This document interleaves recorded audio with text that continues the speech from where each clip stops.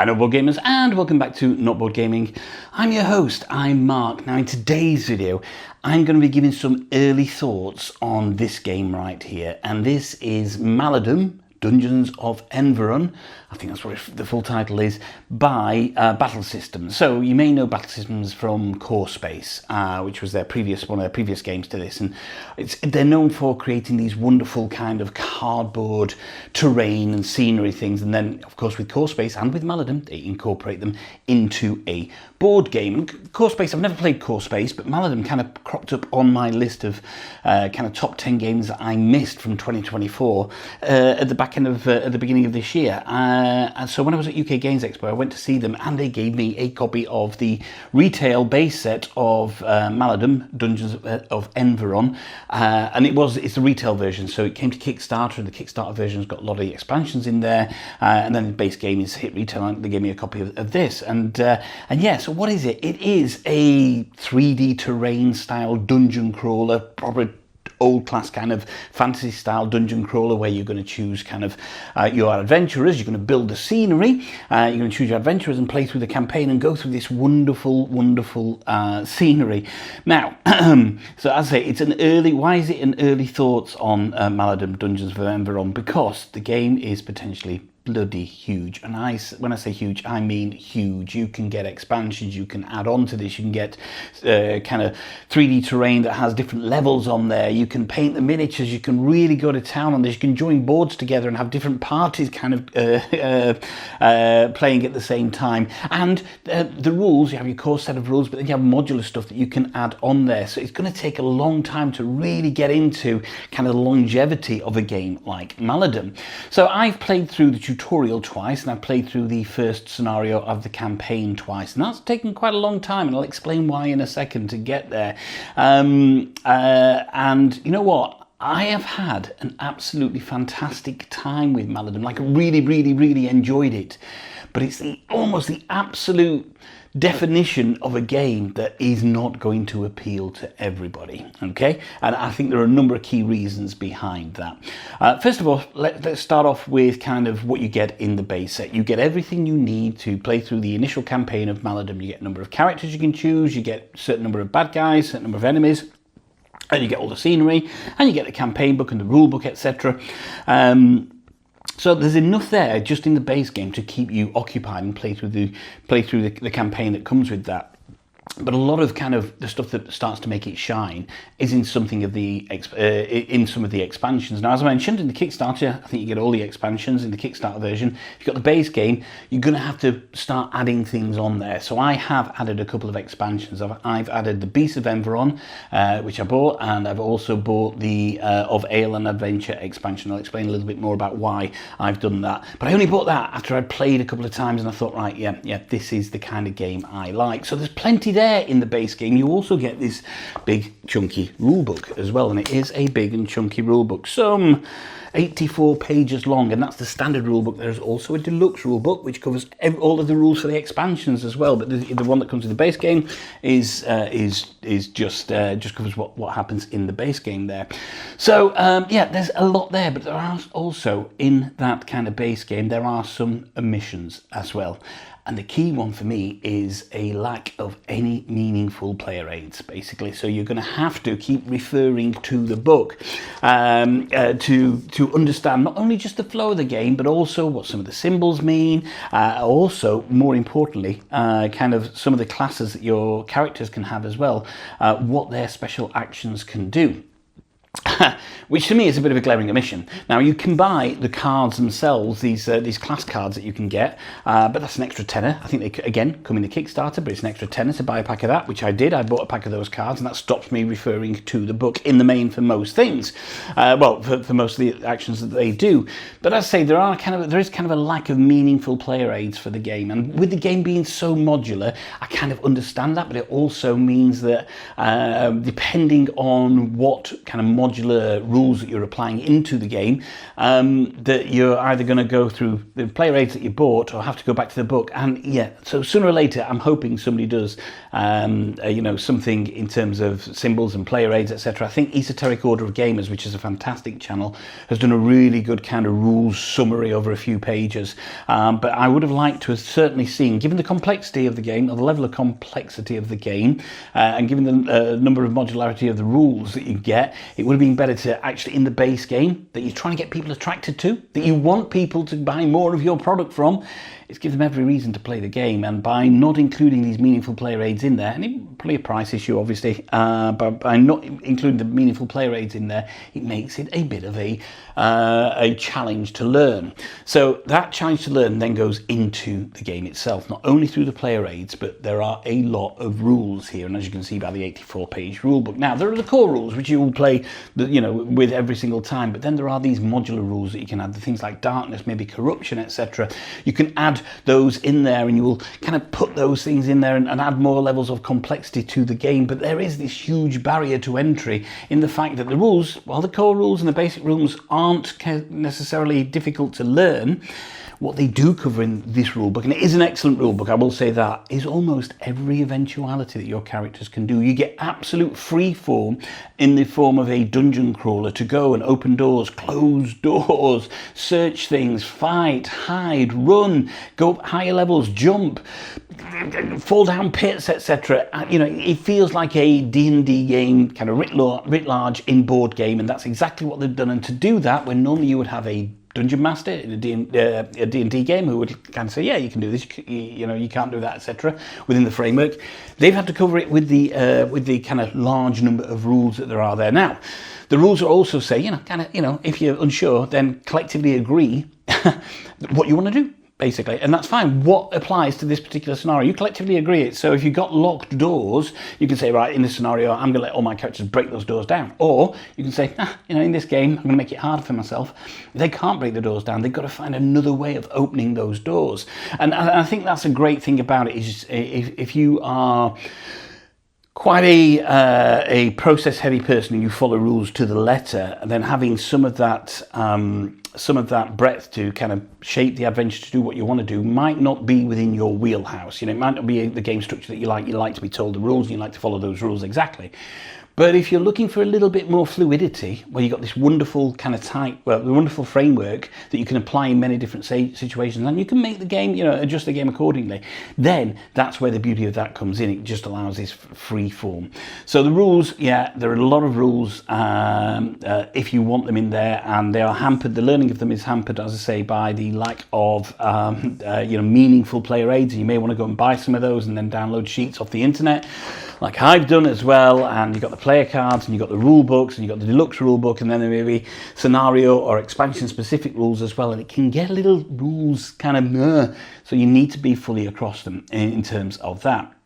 And the other huge barrier to entry for people is going to be the scenery. As glorious as it looks, and it is absolutely fantastic, it's very easy to kind of put together. You will spend some time gluing things like crates and chests and wells and altars, etc. So it is relatively easy to put together, but you're going to have to invest a couple of hours in kind of punching, sorting, gluing, and getting it ready for your future games. And then when it comes to setting it up for the game itself, for your particular campaign itself, that's going to take you a while. You see, the campaign will have details on how to set it out in the particular scenario that you're playing, but it still takes a while to actually work out what's in there, work out what pieces you've got. Certainly, if you're not used to playing the game a lot, it's going to take you a long time while you get used to each piece, and then matching that up to the picture there, and everything clips together nicely, and it will unclip nicely, but it's a bit of a lengthy process, and your passion for the game could be dampened a little bit by the fact that you've got to make the scenery. Now, the scenery is absolute, and the terrain is absolutely a core part of the game. It's why it works. It's why it comes from battle systems.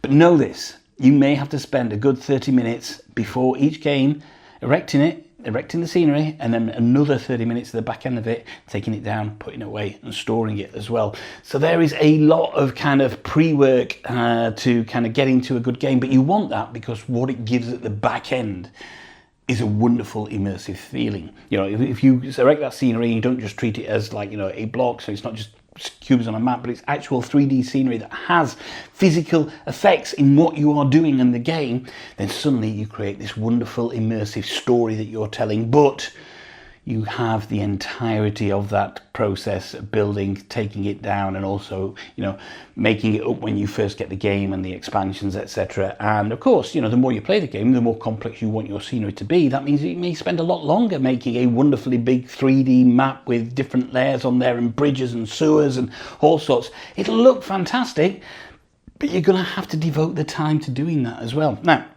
the playmat that comes with it is a certain size. You can get additional playmats, but if you don't want the playmat, it's got squares on there. You can do it on a table with a, you know, with a gaming mat on there, and add, you know, add the scenery as and where you want it, and then you would use a ruler instead of the squares to work out kind of how far you can go. So yeah, the scenery is fantastic. It's wonderful. It is also part of that huge barrier to entry for people. So what you got here is, in terms of learning and setting up a game and tearing it down, you've got a pretty big time sink in front of you. And if that is not your kind of thing, then again, this game is not going to be for you. Now, I don't mind that. I know if I've got a day spare and I can set up some scenery and I can, you know, get everything set out on the table, then that's absolutely great, because I can lose myself in the game itself. So then we come down to, you know, the solo experience of the game. How has it been solo? Well, I obviously predominantly play solo. Running 4 characters in the game. I think you can play it with less. It would be slightly difficult, but I play it with 4 characters, and I'm having a great time thinking about what each character's skills are once I've learnt their skills from the skill cards that I had to buy, looking at the loot that they're getting. There's bags of loot, there's this bag, there's, you know, less common, uncommon loot, there's rare loot, etc. that you can get, so your builds will kind of go different, you know, as the game progresses every single time and for each character. And then looking at how I want to kind of progress and what do I want from this character, you know, how will they help me out in future scenarios, etc. So that comes in fairly early. Initially, it may feel like there's not too much difference between any of the characters. You may have a magic character and then have a ranger and have somebody who's good with the sword, etc., and a rogue, and it may feel like there's not too much different in your first couple of games. But I think once you then start building up their skill levels and improving their skills, once you start getting loot and adding to their armory, if you like, of the weapons they can choose from, and also once you start recruiting other characters as well. You see, the base game, I can't remember how it comes with. I've got the expansions as well in here. It comes with a number of characters that will come in as NPCs throughout the game, and you may well get the opportunity to persuade them to join your party, which is great because you get this wonderful evolving kind of thing. And they will come, and you've got your characters, and then you're going to randomly choose a skill for them as well. So these are the skills, and put them on their boards, and eventually you will have a character that looks something like this here. So this is my initial character of a sellsword there. So I can't remember his name. He is Callan, the sellsword. You've got pegs on there for things like health and magic and skills, etc. So that is a great part of it, but again, it's going to have levels of complexity, and certainly when you're storing, if you can put the game away and not play it for a few weeks, then you're going to have to think about those characters and who you've got there. But I'm liking the skill progression so far. I want to see, as I play more games, how that feels. Do I really feel that my characters are starting to become more unique and moving away from the slightly early game generic feeling that they've got? So we'll see what happens on there. In terms of the bad guys, now in the base games you get I think they're called the Revenants, I think they're called, which is these kind of zombie looking monsters basically, and that's really it. So they're going to come up. They've got there's additional ones in terms of some slightly stronger ones, and you got some NPCs, some other NPCs, which are the red ones, which are going to come onto the board, that will come to the game. But in the base game, if you've only got the base game and none of the expansions, you're probably going to start seeing you will start seeing some of the same bad guys come time and time again. And that can be a little bit worrying. So you're going to potentially want to then think about getting some expansions. So I say I've got the Beast of Enveron expansion, which has these different NPCs. So the NPCs are the red ones, which are going to come onto the board, and they're not the bad guys. The bad monsters, the Revenants, whatever they're called, Lamenters, are going to come onto the board. The Lamenters, the Myria, the Hellfont and the Rot Troll. Wow, okay, so they are the characters you get in the base game. But the Lamenters are going to come onto the map, and they're going to attack you, and you're going to attack them. But the red ones, the NPCs, they're going to attack anybody that they can get to, basically. So both us and the bad guys are going to be fighting the NPCs, and the NPCs are going to be fighting both of those. Maybe, because the NPCs might be good NPCs as well. That can happen in terms of some of the characters coming on. But as I say, going back to what you get in the base game, it's going to be mainly, well, all of your adventures in the base game are going to include the Lamenters, the Myria, the Hellfonts, and the Rot Troll. Every single game you do, and that may get repetitive for some people. You can get expansions which will add more into there, and therefore you can start to kind of customize your game. But be aware of that going into the base game. But in terms of having a good basis of how the game plays, then and how the bad guys act in the game, then it's really, really good that way. But after a few games, it's probably not going to be enough for you. So it would have been nice to see maybe a couple in the base game. All this would, of course, added on to the cost of the base game. That I understand that as well.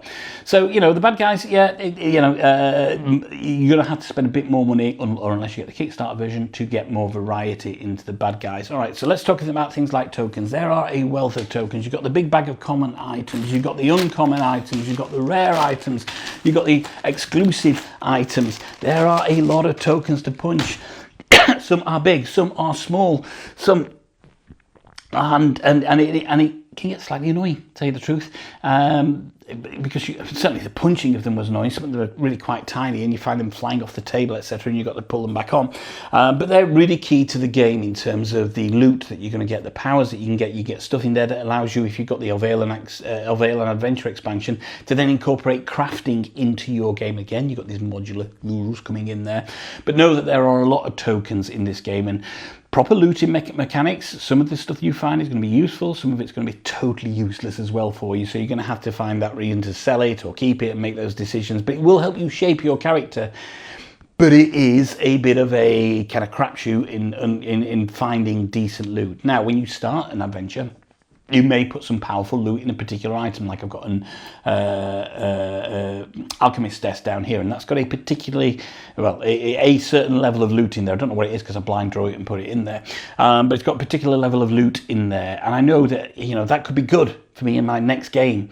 But it's going to be, I've got to make that my entire mission to get over there, and it's quite dangerous to do that. So be aware that it can be a bit of a crapshoot, and that can cause some swingy problems, I suppose, in the game. That if you start your game or your campaign, you get some good loot early on, fantastic. If you go and start your campaign and you don't get the good loot, then your next game is going to be slightly more difficult. So you've got to be aware you've got a bit of a crapshoot. I suppose that's dungeon crawlers for you, and D&D style dungeon crawlers, but do be aware of that.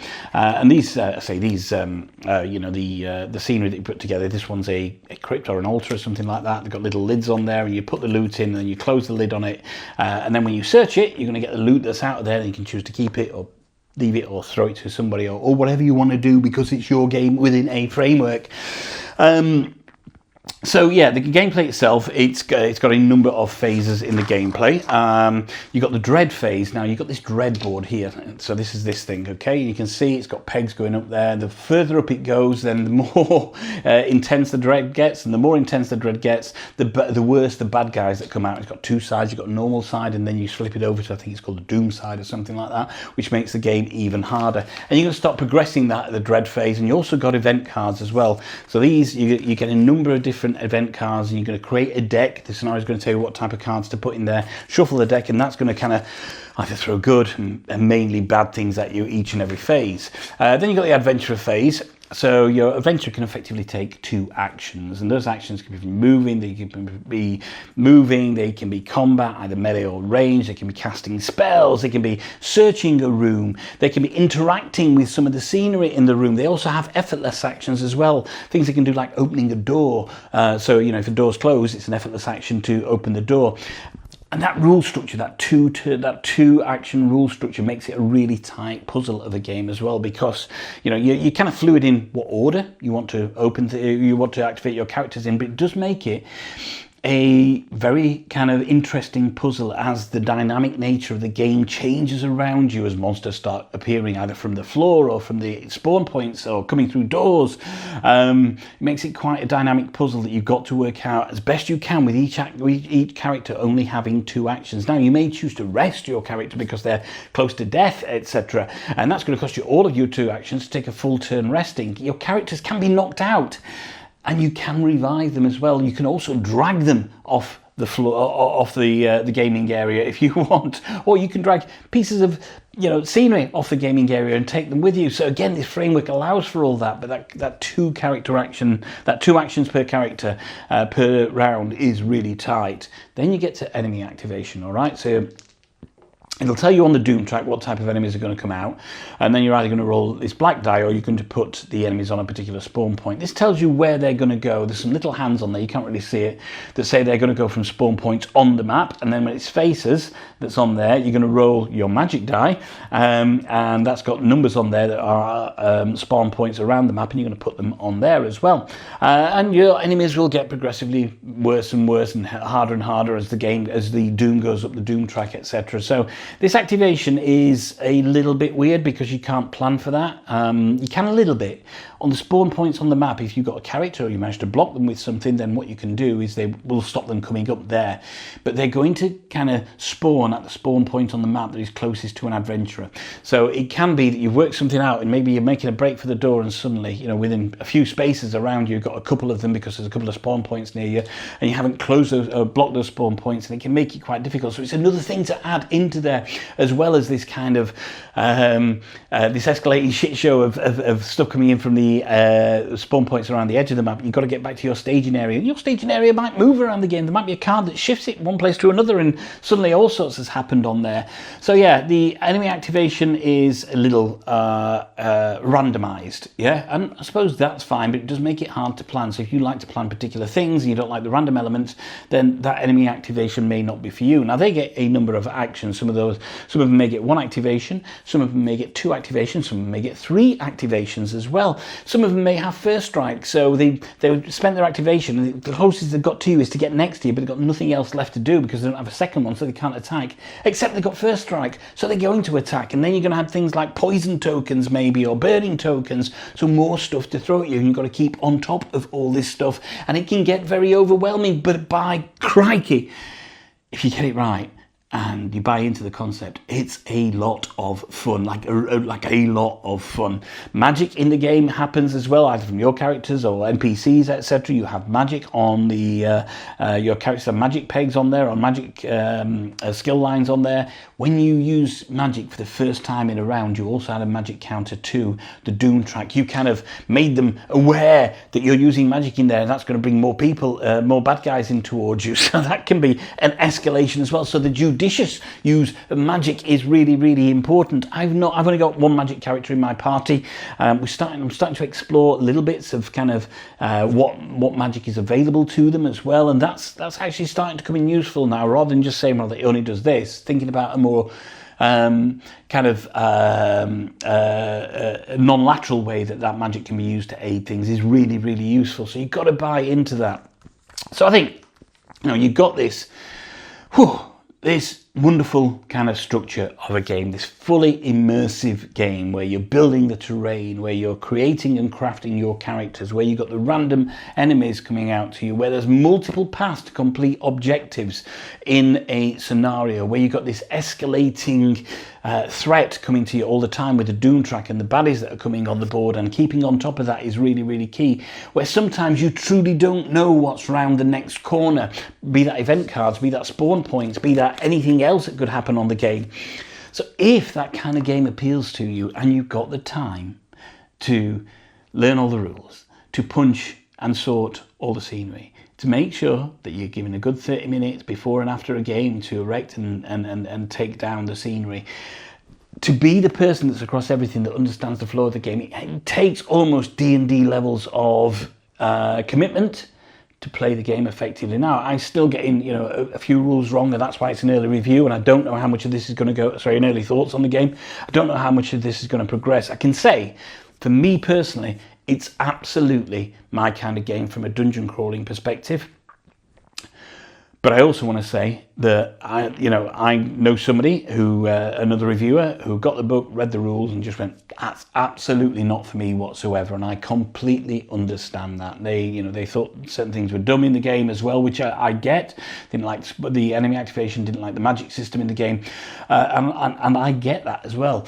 And it's not to say that it's if you don't get the concept of the game that there's anything wrong. It just means that there's a lot to take in here. It takes a lot of commitment, and I think it's almost a niche game.